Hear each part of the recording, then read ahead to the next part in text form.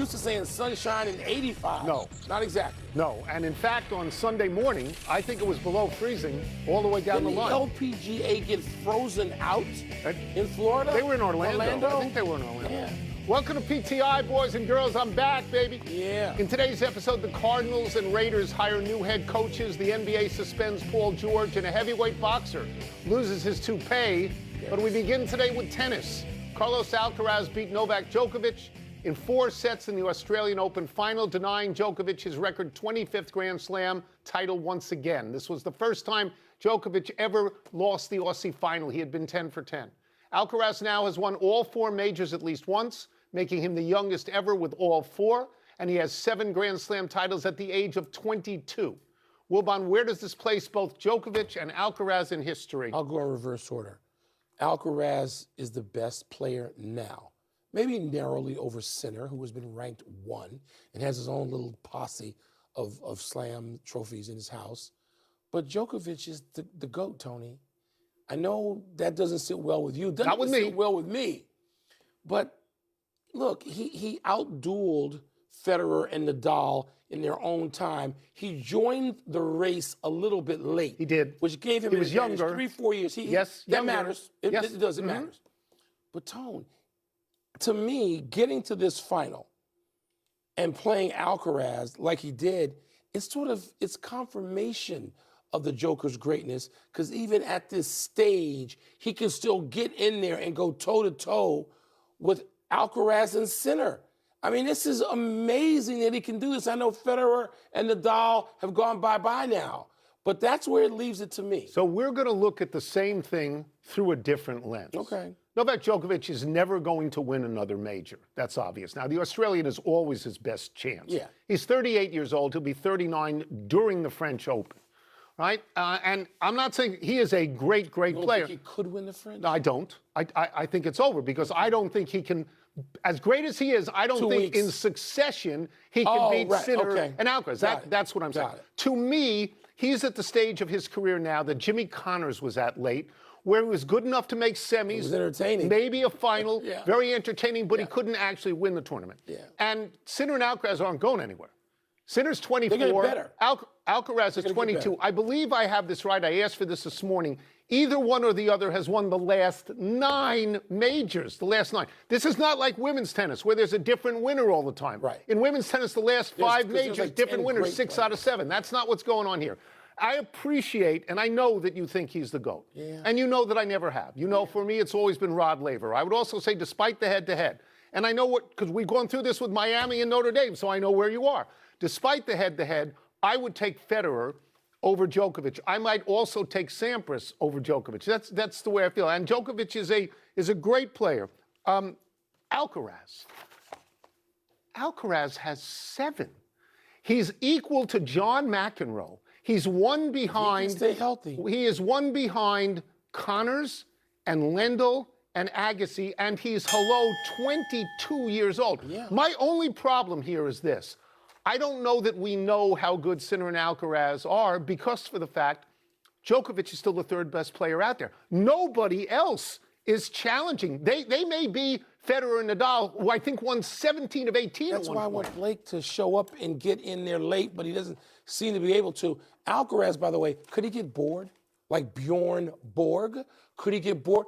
Alcaraz seems like he wants to play golf more than he wants to play tennis. I don't know. Could he just go, I've won 16 of these, I'm done? I don't know. You're down the road now. You're down the road. Yeah. But he looks like, right the now, 2 of them look right like now, Federer they do, and Nadal. Man. They do. Wow. Let's move to NFL teams filling their head coaching vacancies. The Cardinals hired Rams offensive coordinator Mike LaFleur for their opening, and the Raiders reportedly have decided to hire Seahawks offensive coordinator Clint Kubiak for theirs, which should become official following the Super Bowl.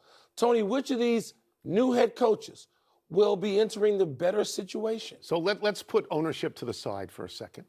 I think that Kubiak is entering the better situation because he has the #1 overall draft pick. So if there is a quarterback that he wants, if, for example, he wants Fernando Mendoza, he's going to be there at 1. And he's got this. You know who's working with the Raiders? Tom Brady. So Tom Brady can help tutor this particular quarterback. It looked pretty bad this year. They got the #1 pick for a reason. Okay, but if the #1 pick is that kid, who we both think is really good, he walks into the NFL with Tom Brady helping him and a great tight end, Brock Bowers, great tight end. Arizona has a mess at quarterback right now. You're close. You live there. They get the third I mean, do they want Kyler Murray? Does Kyler Murray want them? And as hard as the AFC West is with the Chargers and Kansas City and Denver, the NFC West is harder with Seattle and the Rams and the 49ers. And that's my thinking on this. I agree with you. I'm glad. And there's no magic. There's no magic with the Arizona Cardinals. There's no anymore with the Raiders. But for decades, there was magic. For decades. No, but not anymore. Okay. Not even with Tom Brady. And is he there enough to help restore that? I don't know. I'm glad you covered that so thoroughly, because I find myself not giving a damn about these 10 openings, because I sat there week after week or day after day, and I've come to the tally today that none of them are African-American coaches, that the league hasn't hired one, that there were 10 openings right now in this cycle. 10. 0 for 10. 0. And I know not everybody was fired. Mike Tomlin wasn't fired. He walked away. I get that. But, Tony, it seems to me that the NFL, much like much of the culture, has gone to a place that used to be, that we thought was gone away. And Roger Goodell, I don't know that he's the guy that Paul Tagliabue was, to get people on the phone and say, here's how we're going to do this. I don't know that Goodell's that guy. He has done that in certain areas, so let me not be completely dismissive. But the fact that it's 0 for 10. I appreciate what you're saying.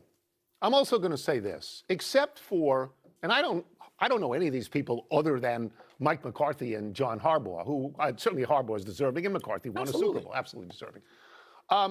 They are, most of them, they're entering the league with terrible teams, with the dregs of the league. The only really bad team that didn't take a new coach this year, the Jets, took a new coach last year. Okay? And he, by the way, I'll let me know, is African American. That's right. So when you look at when the stated question is who walked into the better situation, maybe neither walked into the better situation. But you know what? You mentioned those guys that anybody would hire. A lot of these guys, like the new LaFleur, he may as well be Guy LaFleur to us. They have no resume. No. You know what their resume is? They all work for Sean McVay. They all work for Sean McVay. We'll see.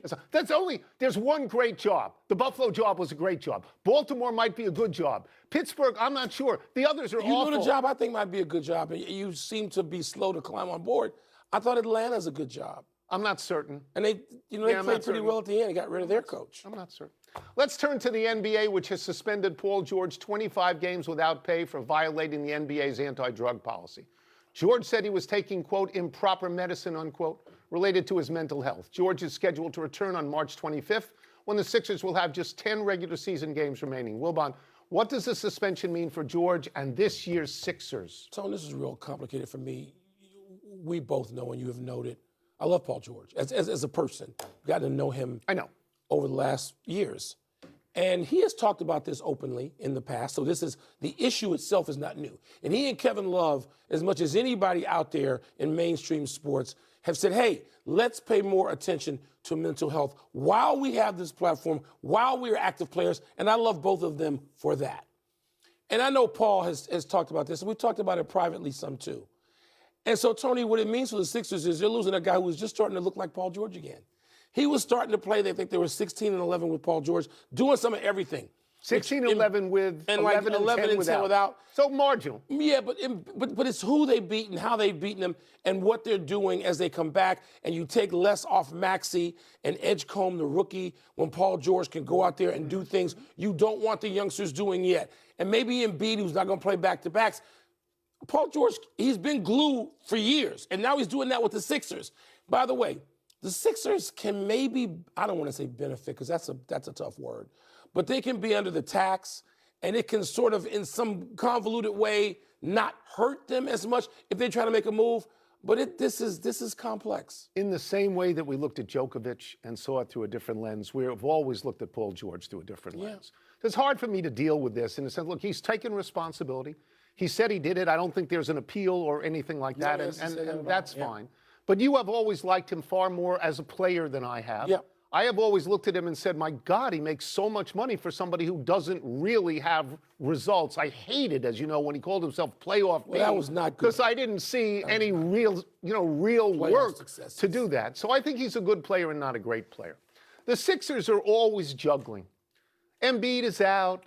George is out. The Sixers are one of those teams. There are 2 or 3 teams in the league where people say, well, if they're all healthy. They're all healthy. But they're never all healthy. This is a number, a mind-blowing number. Their best 3 players are George, Embiid, and Tyrese Maxey. Right. They have been on the court together this season for 365 minutes out of a total of 2,300 minutes. I think it's 17 games. 17 out of 48. If you had said to me, how many games without research, I would have said 9. So I didn't think it was 17. So if you ask me, what does it mean for the Sixers?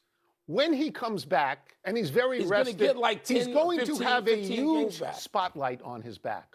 I think he's okay spotlight. with that. I would not bet on the Sixers. Even in the weak Eastern Conference, I would not. Okay. I would not. Wait, our transition is perfect. The East is open. Yes. The Pistons are the best team. But the rest of them, I know the Knicks have won 7 straight, but you don't trust the Knicks yet. You are seduced by the possibility that they will play together and be healthy. I am. And how long has that happened? 0 would be the correct answer. Not often. 0. Let's take a break. When we come back, Darren Peterson in Kansas got a big win over A.J. DeBonsa and BYU, but was it the weekend's biggest win? And what was the best highlight from the Lightning's Stadium Series win over the Bruins last night? The pros from Dover are back. I'm sitting here. No? Played a lot of golf. I'm golfed out. Let's find out what's moving the masses in mail time. I'll put on my glasses and I'll get the first one here. You ready? All right, what we got? Who had the biggest win of the weekend in college basketball? Illinois.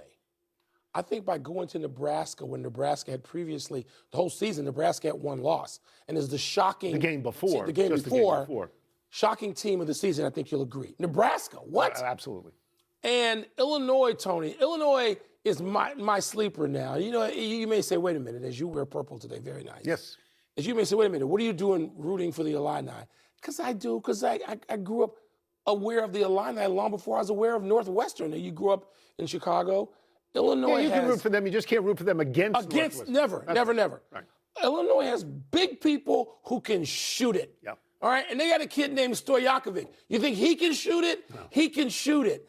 I think that Illinois had like the best couple of wins of the week. I know that Arizona's undefeated, and the Big 12 is said right now to be better than the Big 10. Yeah. But Illinois can change that, and I think they're a Final Four team. I'm going to leave the Big 10 to you, but I'm sort of surprised you didn't mention Michigan as well. They won at Michigan State. Yeah, okay. That's a big win. All right. I could mention the UConn women. They won their 39th game in a row. In the second half against the number 15 team in the country, Tennessee, 54-24. Yeah. But if I'm honest with you here, I haven't watched much. And I haven't watched much college basketball or the NBA. I haven't watched much because the NFL season has been the greatest season that I remember, and the playoffs have been great. And when I wasn't watching that, I was watching the college football playoffs, which were equally spectacular. So after the Super Bowl, I have a lot of catching up to do. You're running out. But here's the problem I've got. What? I will watch the Winter Olympics. I know you don't care as much as I do, and I will watch the Winter Olympics. I won't, because I'm not going to watch the figure skating. But the college basketball is shaping up. And you and I have both signed off on the men's college basketball a little bit the last few years. I'm not going to sign I think it's back. I think it's good. I think it's going to be all right. Small amounts I've seen, but the NFL's been great. The NFL, it's over. The NFL's done. Get them out of here. Great. They'll just be on a couple other shows in the morning, every morning, no matter what. Outdoor game. What was the highlight of last night's Stadium Series game in Tampa? Yeah, so let's make it clear that people understand Stadium Series means the outdoor game, which of all places to have it, it was in Tampa, although Tampa was cold. What's the second outdoor game? The other was in Miami. So it ridiculous. So here, did you see when the teams got off the buses? Okay. Yes. When Tampa gets off the bus, they are wearing the Tampa Bay Buccaneers orange creamsicle They're wearing the jerseys, pads, and helmets. And who leads them out? Baker Mayfield leads them out. When the Bruins arrive, they're in colonial attire. It's absolutely, it's fabulous. Then you have, if I'm correct on this, Tampa scores the first 11 seconds. Boston scores the next 5 goals, doesn't hold the lead. You end up with a shootout.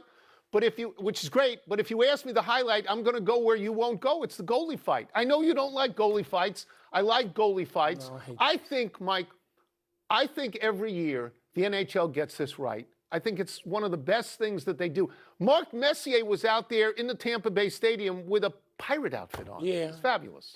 Yeah, I'm not going back to the 1800s or the 1700s because I guess I'd have to have a Frederick Douglass costume on, which would be fine.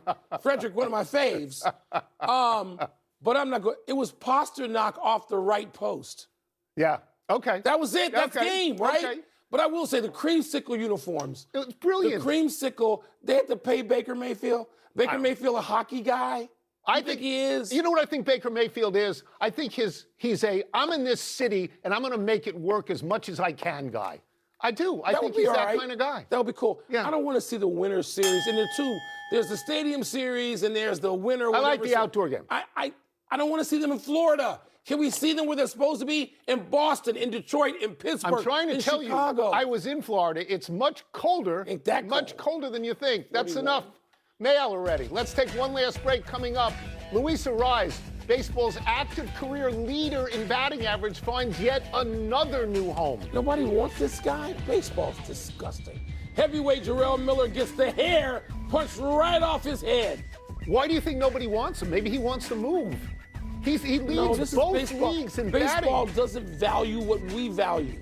Getting on base? They don't care about RBI. What? They'll tell you RBI is He's not an RBI guy. superfluous. He's a run scoring. I know.